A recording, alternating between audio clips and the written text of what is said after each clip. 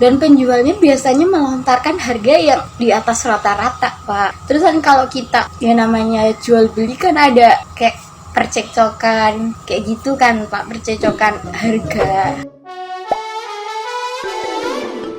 Hola netizen yang tercinta, para penjual pakaian atau barang-barang kebutuhan rumah tangga di Tanah Abang mengeluhkan sepinya pembeli dagangan milik mereka. Untuk itu mereka memutar otak dengan berjualan secara online. Akan tetapi langkah mereka untuk berjualan online juga tidak membantu mereka untuk mendapatkan untung. Ditambah langkah pemerintah yang ingin melarang penjualan lewat TikTok. Mereka juga heran dengan keputusan pemerintah yang ingin melarang jualan di TikTok. Untuk membantu para pedagang, pihak gedung menyediakan fasilitas untuk berjualan online. Mereka menyediakan model dan alat untuk merekam. Pihak gedung tidak mengharuskan para pemilik toko untuk membayar. Mendak Zulkifli Hasan mengaku tengah membahas kemungkinan pencabutan izin operasional dari platform dagang TikTok Shop. Zulkifli Hasan tidak membeberkan secara lengkap kemungkinan tersebut. Namun hal ini tengah menjadi pembahasan untuk mengatur perdagangan di platform dagang digital. Nah, gimana nih menurut netizen yang terhormat? Silahkan berkomentar ya. Jadi sekarang ini terjadi gejolak perubahan dari selama mungkin start dari pandemi kemarin, orang karena di lockdown atau dibatasin untuk keluar mulai bermunculan nih e-commerce kayak TikTok Shop atau mungkin yang udah berjalan sebelumnya Shopee, Tokopedia. Hal positifnya itu mempermudah konsumen untuk membeli sesuatu. Dia tidak perlu pergi keluar, dia tidak butuh effort untuk pergi ke suatu tempat, tinggal dia duduk manis, transfer, ataupun malah bisa COD, barang bisa datang ke rumah gitu. Cuman semakin kesini saya juga amatin bahwa e-commerce ini berkembang pesat, terutama TikTok Shop. Kita lihat ya, para penjualan semakin berkompetisi. Kita lihat kemarin ada yang sampai tembus 40 miliar, 45 miliar. Ya itu pencapaian mereka, tapi imbas dari istilahnya gini, 45 miliar itu dulunya mungkin bisa terpecah-pecah di seluruh Indonesia. Berapa puluh juta gitu, karena orang-orang pasti pergi ke toko. Itu sebenarnya jadi perputaran ekonomi secara nasional ya guys. Cuman dengan adanya TikTok Shop ini jadi tersentralisasi, jadi ke satu tempat nih pembelian. Misal kita sebut aja kayak penjualannya Mami Louis gitu ya, yang menjual beberapa item yang dulunya misal orang beli krim atau beli apa harus ke mall, harus ke supermarket, harus ke toko. Sekarang dengan di TikTok Shop ya udah kita beli aja di TikToknya Mami Louis, toh juga harganya itu dibanting lebih murah. Kita tinggal duduk di rumah udah dikirim gitu. Nah itu mungkin yang harus disikapi secara cermat dan cepat ya untuk pemerintah Indonesia, karena benar itu berdampak sangat besar sih bagi pelaku bisnis, pelaku usaha offline. Temen aku sendiri, dia punya toko di Tanah Abang, dia udah ngeluh kayak, aduh jualan gue sepi nih di Tanah Abang, bisnis baju susah. Ya benar, karena kita lihat di TikTok sekarang berapa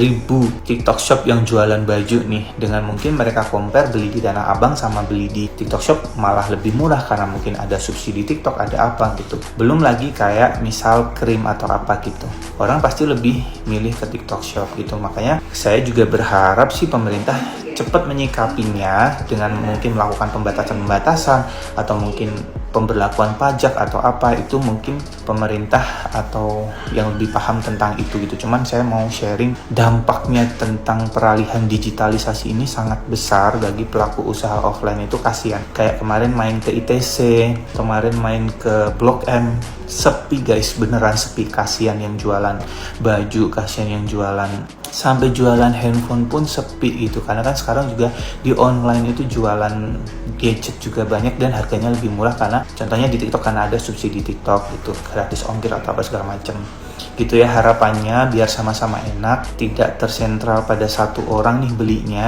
Jadi misal 45 miliar itu kalau dulu bisa tersebar seluruh Indonesia karena dia harus beli ke toko A, B, C, D, ekonomi pasti jalan gitu. Kalau kayak gini terus, saya pribadi berpendapat yang dikhawatirkan itu kesenjangan nanti semakin banyak gitu, dan itu berdampak besar sih, baik dari kesejahteraan hidup, dari perputaran ekonomi gitu ya.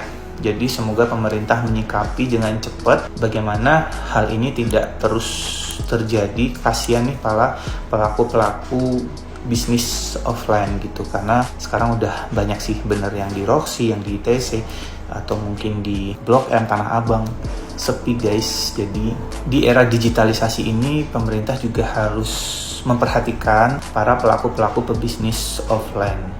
Mungkin kayak di kita di bidang jasa, misal kesehatan atau mungkin klinik masih bisa jalan, karena kan orang memang butuh jasa kita untuk treatment wajah nih. Misal kalau saya di klinik kecantikan, orang yang mau nggak mau memang butuh treatment datang ke klinik gitu.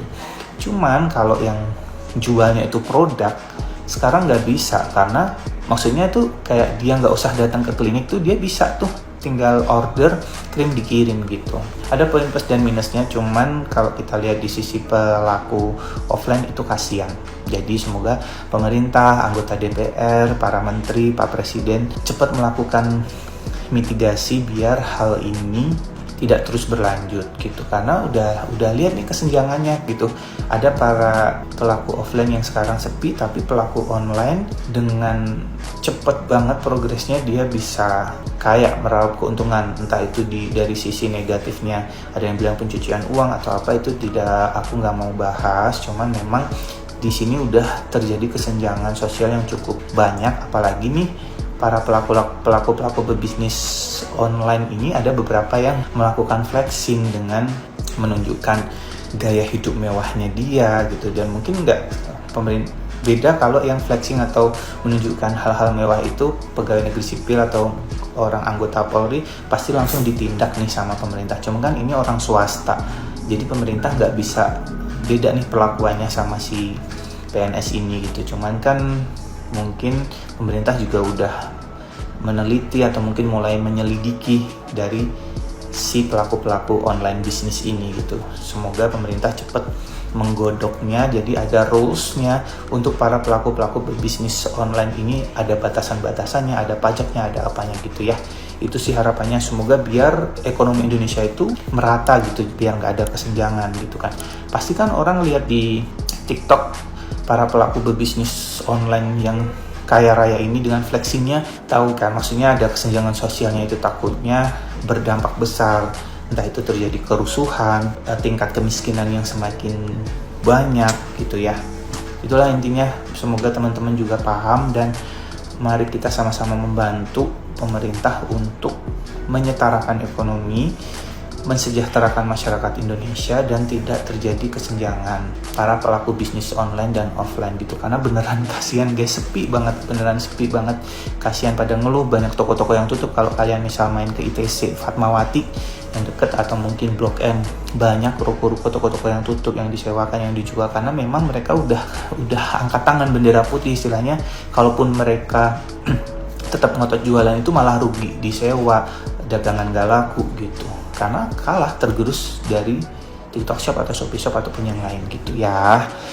Semoga pemerintah harapannya cepat melakukan tindakan-tindakan biar terselamatkan nih semua pelaku usaha. Terima kasih. Kami sangat berterima kasih kepada Bapak Wakil DPR yang telah mewakili kami. Dengan kondisi saat ini memang sangat sepi sekali. Boro-boro jual beli 440 juta atau 9 juta Pak, 200 ribu aja udah susah sekarang Pak jual belinya Pak. Tolong itu diperhatikan kepada bapak-bapak yang di sana, dan saya di sini sebagai pelaku UMKM sangat berterima kasih kepada Bapak telah mewakili keluhan kami kepada pemerintah. Terima kasih. Maaf Pak, bukan maksud saya gimana atau gimana, dan tanpa mengurangi rasa hormat saya kepada Bapak, saya cuma mewakili para pengguna e-commerce atau konsumen e-commerce. Gini loh Pak, adanya e-commerce itu kita lebih mudah Pak, dan gak capek-capek keliling pasar. Dan hasil survei dengan kenyataannya, kalau kita ke pasar itu Pak, biasanya harganya lebih tinggi daripada e-commerce, dan penjualnya biasanya melontarkan harga yang di atas rata-rata Pak. Terus kan kalau kita yang namanya jual beli kan ada kayak percekcokan kayak gitu kan Pak, percekcokan harga itu membutuhkan waktu yang sangat begitu lama. Tapi kalau ada e-commerce lebih mudah, simple, dan harganya lebih terjangkau. Dan e-commerce juga udah bermanfaat bagi produk UMKM yang awalnya kita nggak tahu nih brand-brand Indonesia, brand-brand lokal atau produk UMKM. Adanya e-commerce, jadi kita tahu Pak itu punya kita gitu loh. Dan lagi Pak, ini tugas buat para pemerintah nih ya Pak, untuk mengasih tahu atau mensosialisasikan betapa pentingnya digital dan pentingnya digital dibentuk ekonomis ini, atau ajarin sih jualan digital. Dan persaingan perdagangan kan udah ada Pak, dari perdagangan bebas sampai persaingan perdagangan ya hal yang offline dan online juga kan udah dari dulu juga ada Pak. Tapi sekarang banyaknya e-commerce gitu. Tapi Pak, kalau sampai e-commerce itu dilarang atau tidak diperbolehkan di Indonesia, gimana Pak para nasib konsumen yang udah nyaman dan udah terbantu banget adanya e-commerce gitu Pak? Kalau soal pasar sepi, semuanya itu sepi, itu bisa diajarin cara jualan online kayak apa, kayak gitu Pak. Cari solusi yang tidak menutup e-commerce gitu loh Pak, kayak gitu, karena